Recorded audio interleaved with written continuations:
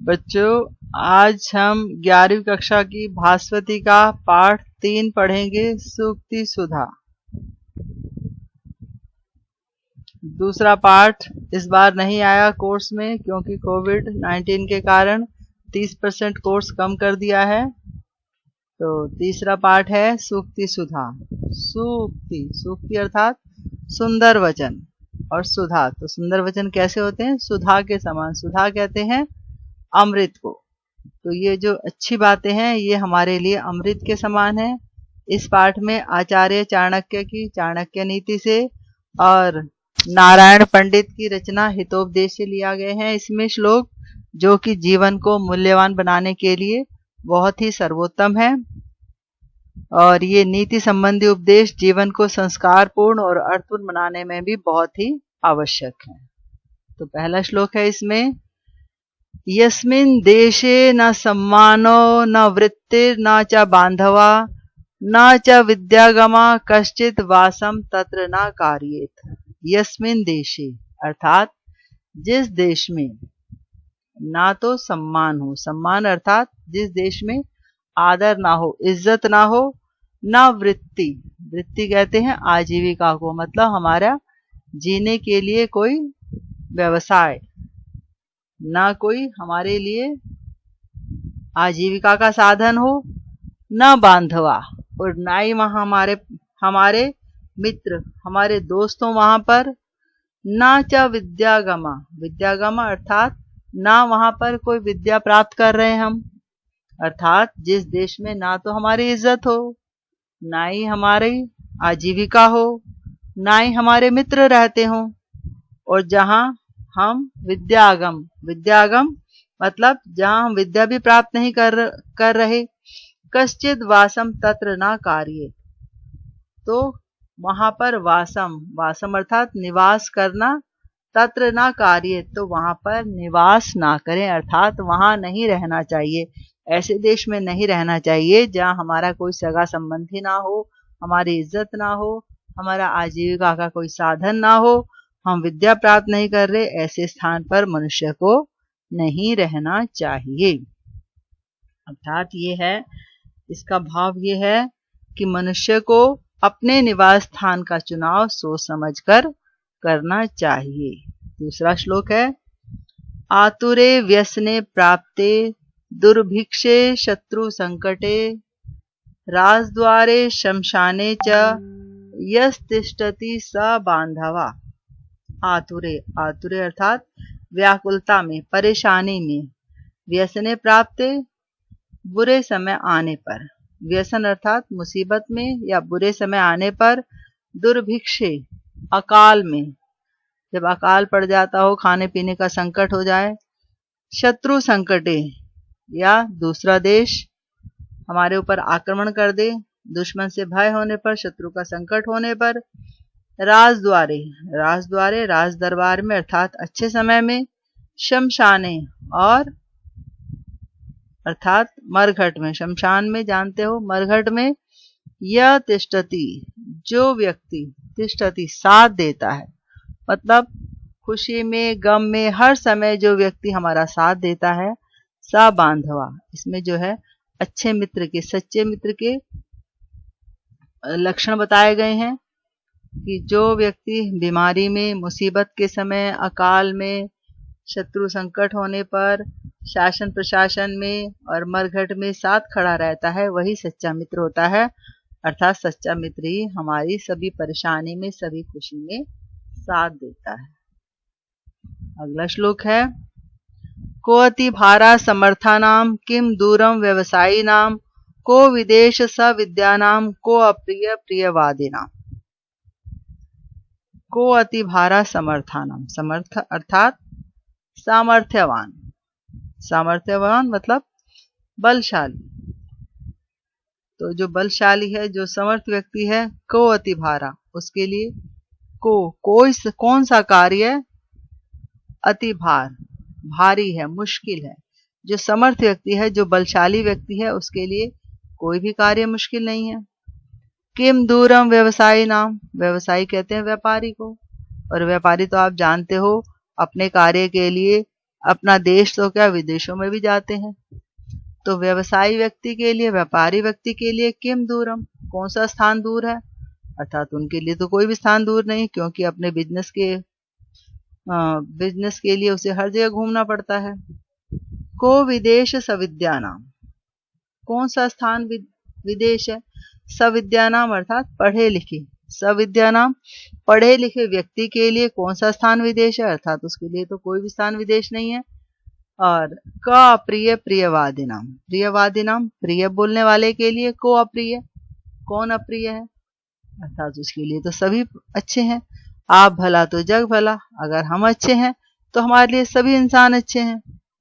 तो जो मधुर भाषणी है, जो मधुर बोलने वाला है, उसके लिए सभी प्रिय हैं। तो इस श्लोक में अच्छे मनुष्य के लक्षण बताए गए हैं कि जो समर्थ व्यक्ति है उसके लिए कोई भी स्थान, कोई भी कार्य मुश्किल नहीं है, व्यापारी के लिए कोई भी स्थान दूर नहीं है, पढ़े लिखे के लिए कोई भी स्थान विदेश नहीं है, और प्रिय बोलने वाले के लिए कोई भी अप्रिय नहीं है।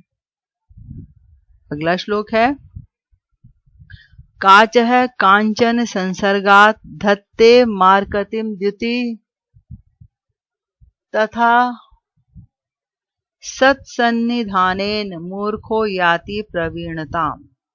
काच, काच कहते हैं शीशे को, कांच शीशा जो है, कांचन, कांचन अर्थात सोने के साथ होने से, संसर्गात साथ होने से, कांच जो है सोने के संसर्ग, सोने के साथ होने से, मारकतिम द्युति, मारकति मरकत कहते हैं पन्ने, पन्ने को, तो कांच जो है सोने के साथ रहने से पन्ने की शोभा को, द्युति अर्थात उसके जैसी चमक को धत्ते प्राप्त कर लेता है। अर्थात कांच जो है सोने का साथ करके पन्ने की शोभा को प्राप्त कर लेता है। तथा उसी तरह से सत्सन्निधानेन, सत मतलब सज्जन लोगों के, सन्निधानेन साथ रहने से, सज्जन लोगों के साथ रहने से, बुद्धिमान लोगों के साथ रहने से, मूर्खो जो मूर्ख व्यक्ति है वह भी प्रवीणताम दक्ष हो जाता है। प्रवीणताम याति मतलब मूर्ख व्यक्ति भी निपुण हो जाता है या वह भी चतुर बन जाता है। अर्थात भाव यही है कि गुण दोष जो है संगति का परिणाम होते हैं, इसलिए मनुष्य को अच्छे मनुष्यों की संगति करनी चाहिए। अगला इसमें है 5वां श्लोक कुसुम स्तवकस्येव द्वयी वृत्तिर्मनस्विना सर्वेषां मूर्धनि वा तिष्ठेत विशीर्येत वने अथवा। इसमें बताया गया है कि सज्जन मनुष्य, जो बुद्धिमान मनुष्य है, कुसुम स्तवक वृत्ति मनस्विना, वृत्ति मनस्विना मतलब जो मनस्वी व्यक्ति है, मनस्वी का यहाँ पर अर्थ है जो बुद्धिमान व्यक्ति है। बुद्धिमान व्यक्तियों के वृत्ति अर्थात उनके कार्य द्वयी, दो तरह के होते हैं। किस तरह के, कौन कौन से, कुसुम स्तवकस्येव फूलों के गुच्छे के समान, फूलों के गुच्छे के समान होते हैं बुद्धिमान व्यक्तियों के कार्य। कैसे, सर्वेशाम मूर्धनि वा तिष्ठेत, या तो वह सर्वेशाम सभी के मूर्धनि, मूर्धनि सिर पर रहते हैं, या तो सभी के सिर पर रहते हैं, और दूसरा विशीर्येत वने अथवा, अथवा वह जंगल गुफा में, वने, वने अर्थात जंगलों में, विशीर्येत नष्ट हो जाते हैं। मतलब जो बुद्धिमान मनुष्य हैं या तो उनका सम्मान, उनकी जिसे कहते हैं यश हर जगह फैला होता है, या फिर साधु सन्यासियों की तरह से वो वनों में ही तपस्या करके समाप्त हो जाते हैं। तो इसलिए कहा है कि फूल, जैसे कुछ तो फूलों की माला लोगों के हार में, भगवान के गले में, और कुछ फूल जंगलों में खिलते हैं और वो वहीं पर नष्ट हो जाते हैं। तो इसलिए कहा है फूलों के गुच्छे के समान जो बुद्धिमान मनुष्य हैं उनकी वृत्ति, उनके कार्य होते हैं, या तो वे सबके सर पर, सबके सिर की शोभा बनते हैं, या फिर जंगल गुफा में, जंगलों में नष्ट हो जाते हैं। अगला है इसमें श्लोक धनानि जीवितम चैव परार्थे प्राज्ञ उत्सृजेत सन्निमित्तम वरम त्यागो विनाशे नियते सति। इसमें बताया गया है धनानि, धन को और जीवितम जीवन को, कि धन को और जीवन को, चैव इन दोनों को, प्राज्ञ जो बुद्धिमान मनुष्य है, परार्थे दूसरों के लिए, उत्सृजेत दूसरों के लिए त्याग दे। कैसे? क्योंकि सन्निमित्तम अच्छे निमित्त के लिए, अच्छे कार्य के लिए, वरम त्यागो जो त्याग है वह श्रेष्ठ है। अच्छे कार्य के लिए त्याग श्रेष्ठ है। विनाशे नियति सति, क्योंकि विनाश तो सबका होना ही है, नहीं तो विनाश के होने पर तो सब कुछ खत्म हो ही जाता है।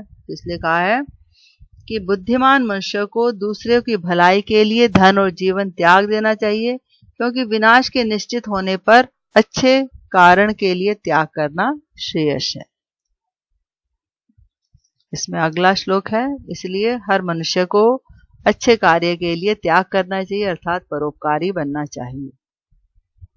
अगला है 7वां, षड दोषा पुरुषेण इहि हातव्या भूतिमिच्छता निद्रा तंद्रा भयम क्रोध आलस्यम दीर्घ सूत्रता। मतलब इसमें बताया गया है षड दोषा 6 दोष हैं। यही इस संसार में पुरुष के द्वारा, मनुष्य के द्वारा, भूतिम इच्छता अपने कल्याण की इच्छा करने वाले, कि इस संसार में भूतिम अपने कल्याण की इच्छा करने वाले पुरुषेण पुरुष के द्वारा हातव्या छोड़ देने चाहिए। षड दोषा ये 6 दोष जो है छोड़ देने चाहिए। कौन से 6 दोष हैं? ये है निद्रा अर्थात अति नींद, कुछ होते हैं सारा दिन नींद में रहते, बस सो रहा हूं। तंद्रा नींद जैसी स्थिति में रहना, मतलब जागरूक न रहना, अपने कार्य के प्रति जागरूक ना होना। भय डर, क्रोध आलस्यम और दीर्घ सूत्रता, मतलब किसी भी काम को टालते रहना या किसी भी कार्य को देर से करना। और ये सारे अवगुण मनुष्य को आगे बढ़ने नहीं देते, इसलिए इनका त्याग श्रेयस्कर है। तो इस श्लोक में बताया गया है भूतिम इच्छता अपने कल्याण को, अपने ऐश्वर्य को चाहने वाले मनुष्य को ये 6 दोष छोड़ देने चाहिए, ये 6 अवगुण छोड़ देने चाहिए। अधिक नींद नहीं लेनी चाहिए, ना नींद की जैसा तंद्रा में रहना चाहिए। भय क्रोध आलस और काम को टालने का रवैया, मनुष्य को ये गुण कभी भी जीवन में आगे नहीं बढ़ने देते। अर्थागमो नित्यम रोगिता च प्रिया च भार्या प्रियवादिनी च वश्यश्च पुत्रो अर्थकरी च विद्या षड जीव लोकस्य सुखानी राजन। तो इसमें बताया गया, इसमें आचार्य चाणक्य कहते हैं 6 सुख षड जीव लोकस्य, इस जीव लोक के, इस पृथ्वी लोक में 6 सुख हैं। कौन से 6 सुख हैं? अर्थागमो अर्थात धन का आना। संसार में जो है धन बहुत जरूरी है, अपना जीवन जीने के लिए धन तो चाहिए, बिना धन के तो जीवन चलता ही नहीं है। तो अर्थागमो प्रतिदिन धन का आना, नित्यम अरोगिता और हमेशा स्वस्थ रहना, आरोग्य मतलब स्वस्थ रहना। प्रिया च भार्या और प्रिया अर्थात देखने में अच्छी, और प्रियवादिनी भार्या अच्छा और अच्छा बोलने वाली, एक तो खूबसूरत हो तो दूसरा प्रियवादिनी प्रिय बोलने वाली भार्या अर्थात पत्नी। वश्यश्च पुत्र, वश्य जो वश में रहने वाला पुत्र अर्थात आज्ञाकारी पुत्र, और अर्थकरी विद्या अर्थ देने वाली, धन दिलाने वाली विद्या। विद्या षड जीवलोक से, ये 6 जीवलोक के सुखानी सुख हैं। हे राजन, इस जीवलोक के 6 सुख हैं। तो ये 6 सुख हर मनुष्य चाहता है। तो इसलिए आज का ये पाठ यहीं पर समाप्त होता है। इसका अभ्यास अगली वीडियो में। धन्यवाद।